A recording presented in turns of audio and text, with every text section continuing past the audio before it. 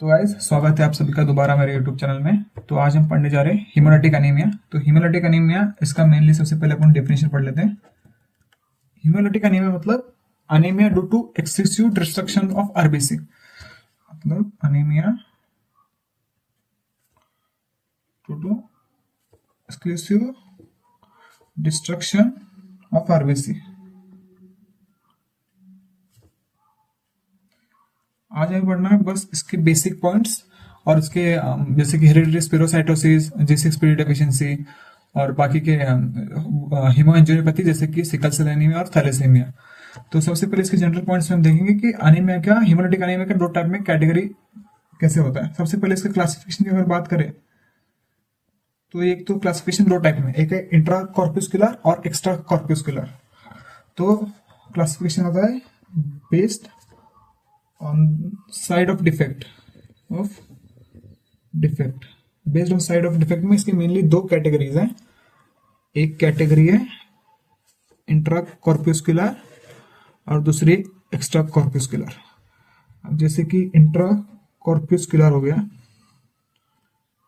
Intra मतलब in with in cell और कॉर्पुस्कुलर मतलब आरबीसी मतलब with in the RBC, with in RBC मतलब आरबीसी के अंदर होने वाला डिस्ट्रक्शन।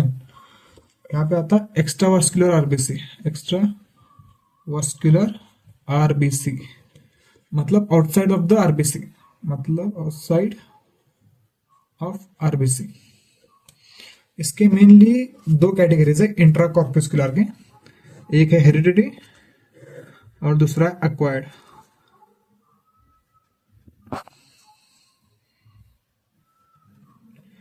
हेरिडिटी की हम बात करें तो इसके मेनली तीन सब टाइप है। सबसे पहला है मेम्ब्रेन डिफेक्ट, मतलब मेम्ब्रेन के डिफेक्ट होने वाले मेम्ब्रेन डिफेक्ट। दूसरा है एंजाइम डिफेक्ट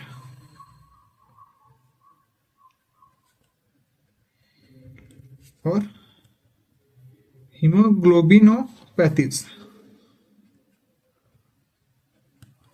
मेन तीन डिफेक्ट है। मेम्ब्रेन डिफेक्ट में हमें मिलेंगे हेरिडिटरी स्पेरोसाइटोसिस और इलेक्ट्रोसाइटोसिस, जैसे कि हेरिडिटरी स्पेरोसाइटोसिस और हेरिडिटरी इलेक्ट्रोसाइटोसिस। और एंजाइम डिफेक्ट में हमें मिलेंगे G6PD डेफिशिएंसी और pyruvate kinase deficiency,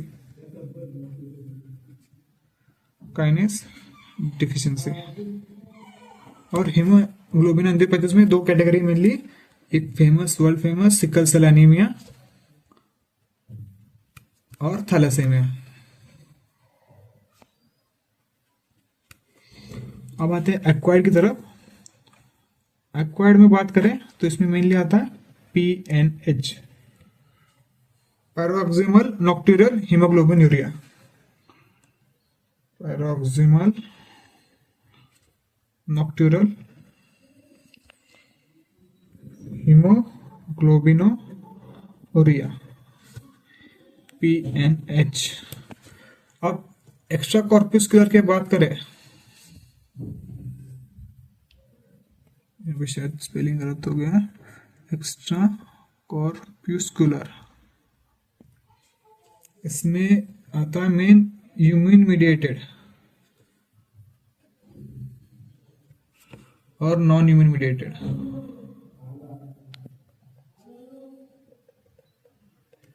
immune mediated में अगर बात करें तो इसमें आता ALHA, auto immune haemolytic anaemia, auto immune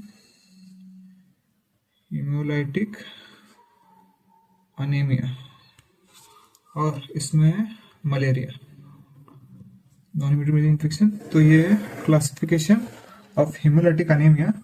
तो अभी अगले हम देखते हैं कि ना based on side of haemolysis, मतलब ना आरबीसी मेनली डिस्ट्रक्शन कौन से साइड पे हो रहा है। अगर वो सेल के अंदर हो रहा है मतलब विद इन आरबीसी हो रहा है तो उसको बोलेंगे हम इंट्रावास्कुलर, और अगर वो आउटसाइड द आरबीसी हो रहा है तो उसको बोलेंगे हम एक्स्ट्रावास्कुलर, जैसे कि आउटसाइड द आरबीसी जैसे कि लिवर और स्प्लीन। तो आइए हम देखते हैं इसके based on side of hemolysis।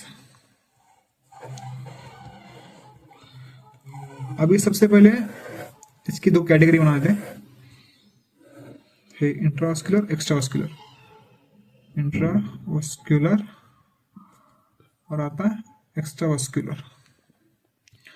हाँ, सबसे पहले अगर बात करें तो ना आरबीसी का डिस्ट्रक्शन साइट, मतलब कौन से साइड में आरबीसी डिस्ट्रक्शन हो रहा है, side of destruction of RBC. इसकी बात करें, अगर समझो कि ना जो आरबीसी विद इन सेल के अंदर डिस्ट्रक्शन हो रही है उसको हम बोलेंगे intravascular. With in RBC, with in blood vessel, blood vessel के अंदर जो डिस्ट्रक्शन आरबीसी डिस्ट्रक्शन हो रही है उसको हम नाम देंगे इंट्रावास्कुलर। और जो ब्लड वेसल के बाहर डिस्ट्रक्ट हो रहा है उसको, जैसे कि लिवर और spleen, outside blood vessels, example liver और स्प्लीन, उसको बोलेंगे एक्स्ट्रावास्कुलर हिमोलाइसिस। तो ये जनरली बेसिक क्लासिफिकेशन है जो हम करना है। और ऊपर से इसके कुछ और साइड है, जैसे कि कभी भी आपको हिपेटोस्पिनोमेगाली मिला देखने, हिपेटोस्पिनोमेगाली, तो जनरली ये इंट्रावास्कुलर में प्रेजेंट नहीं होता, मतलब प्रेजेंट होता है मतलब बहुत रेयर केस में, जनरली एब्सेंट होता है और प्रेजेंट में भी present in very rare cases. Generally hepatosplenomegaly ये लिवर में होता है, तो फिर जिससे कि आउटसाइड मतलब एक्स्ट्रावास्कुलर मिलेगा, तो ये एक्स्ट्रावास्कुलर हिमोलाइसिस, मतलब एक्स्ट्रावास्कुलर में आपको हिपेटोस्पिनोमेगाली देखने मिलेगा और इंट्रावास्कुलर मिलेगा, पर जनरल केस में एब्सेंट होता है। हीमोग्लोबिनूरिया और हीमोसिटोन्यूरिया ये जनरली प्रेजेंट होते हैं, may be present in intravascular में और एक्स्ट्रावास्कुलर में एब्सेंट होता है। तो सबसे पहले हमने देखा हिपेटोस्पिनोमेगाली। जब भी हिपेटोस्पिनोमेगाली अपने देखने को मिला तो सीधा सीधा कंडीशन है कि वो एक्स्ट्रावास्कुलर में देखने को मिलेगा मोस्टली केसेस में, और इंट्रावास्कुलर केस में देखने मिल सकता है पर जनरल केस में एब्सेंट होता है। अब आते हैं हीमोग्लोबिनूरिया और हीमोसिटोन्यूरिया। तो जनरली देखने मिलते हैं हमें इंट्रावास्कुलर हिमोलाइसिस में। और एक आता है सीरम हेपेटोग्लोबिन, हेपेटोग्लोबिन ये भी डिक्रीज होता है इन इंट्रावास्कुलर में और इस केस में नॉर्मल है। अभी ऐसे ऐसे कंडीशन है, मतलब ना कुछ रेयर पॉइंट्स है जैसे कि हमें इंट्रावास्कुलर में कौन से डिसीज देखने मिलेंगे और कौन से डिसीज हमको एक्स्ट्रावास्कुलर हिमोलाइसिस में देखने मिलेंगे। तो सबसे पहले आता है PNH, proximal nocturnal haemoglobinuria, PCH, PCH का मतलब है प्रॉक्सिमल कोल्ड हीमोग्लोबिनूरिया, और एक आता है महा, MAH, महा। इसके कुछ टाइप्स है जैसे कि HUS, TTP और DIC। और हो गया अपना G6PD डिफिशियंसी, इन्फेक्शंस जैसे कि मलेरिया वाला, मतलब मलेरिया, और ये कुछ एग्जांपल है जो हमें इंट्रावास्कुलर में देखने मिलते हैं। उसी तरह हेरिडिटरी स्पिरोसाइटोसिस, हेरिडिटरी स्पिरोसाइटोसिस और sickle cell anaemia, sickle cell anaemia, thalassaemia और ऑटोइम्यून हीमोलाइटिक अनीमिया। ये कुछ एक्स्ट्रावास्कुलर के एग्जांपल है। और अगर इसका डिटेल में इसका एक्सप्लेनेशन है जो मैं आपको वीडियो के नीचे डिस्क्रिप्शन में या वीडियो के एंड में दे दूंगा, इसका फुल फॉर्म क्या होता है। और ना जनरल आपको ये याद रखना है कि ना इंट्रावास्कुलर में कौन से देखने मिलेंगे और एक्स्ट्रावास्कुलर में कौन से देखने मिलेंगे, क्योंकि आपको बहुत हेल्पफुल हो जाएगा। अभी ना जब भी कोई भी हिमोलाइटिक अनीमिया का चैप्टर आ गया या हिमोलाइटिक अनीमिया के डिसीज आ गए तो आपको एक्स्ट्रावास्कुलर है इंट्रावास्कुलर है ये टेबल्स से आपको काफी हेल्पफुल हो जाएगा याद रखने के लिए। आगे हम चलते हैं इसके क्लिनिकल प्रेजेंटेशन की ओर। तो अब आते हैं इसके क्लिनिकल प्रेजेंटेशन की ओर। सबसे पहले हमें मिलेगा पैलर, जॉन्डिस, और स्पिनोमेगाली। तो ये जनरली ये ट्रायड ऑफ हेमोलाइटिक अनीमिया, अगर क्वेश्चन में आ गया तो हेल्पफुल हो जाएगा। ट्रायल ऑफ हीमोलाइटिक अनीमिया, तो इसको हम ऐसे डिनोट कर देंगे, एक है पैलर, स्पिनोमेगाली और दूसरा है जॉन्डिस।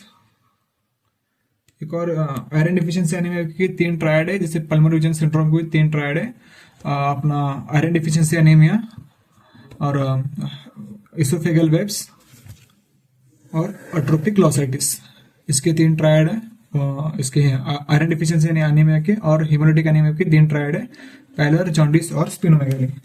इसमें एक और चीज बहुत कॉमन मिलेगी अपने को, increase in risk of pigmented gallstone, pigmented gallstone. तो ये जनरली होता है seen in chronic haemolysis, chronic haemolysis. अब बात इसकी लैब फाइंडिंग की ओर, लैब फाइंडिंग जनरली बात करें तो पेरिफेरल स्मीयर हमने देखना है, पेरिफेरल स्मीयर या पेरिफेरल ब्लड बोलो। इससे बात करें सबसे पहले अपने को मिलेगा हीमोग्लोबिन का और टीएलसी काउंट और प्लेटलेट काउंट, ये सभी काउंट ये नॉर्मल मिलेंगे और हीमोग्लोबिन कम मिलेगा। टीएलसी और प्लेटलेट काउंट कम नॉर्मल और हीमोग्लोबिन कम, और रेटिक काउंट जो बढ़ जाएगा, रेटिक काउंट इंक्रीज। इसमें कुछ है जैसे कि इंक्रीज इन अनकॉन्जुगेटेड बिलिरुबिन, कि बिलिरुबिन का लेवल बढ़ेगा इसलिए जब भी ना हीमोलाइसिस होता है, मतलब आरबीसी टूटती है, जो बिलिरुबिन है वो प्रोड्यूस होता है, तो इसलिए अनकॉन्जुगेटेड बिलिरुबिन का लेवल बढ़ जाएगा और सीरम हिपैटोग्लोबिन का लेवल कम हो जाएगा, ये मैंने आपको टेबल में एक्सप्लेन कर दिया है। और सीरम एलडीएच इसका लेवल बढ़ जाएगा। तो हाँ, जब भी समझो कि आपको यूरिन टेस्ट हुआ, यूरिन में आपको जनरली कॉमन मिलेंगे हीमोग्लोबिनूरिया और हीमोसिटोन्यूरिया, ये वाला ये मेनली प्रेजेंट होता है इन द इंट्रावास्कुलर हीमोलाइसिस में, याद रखना। क्या मिलेगा? हीमोग्लोबिनूरिया और हीमोसिटोन्यूरिया is present in intravascular hemolysis। Screenshot ले लिया कितने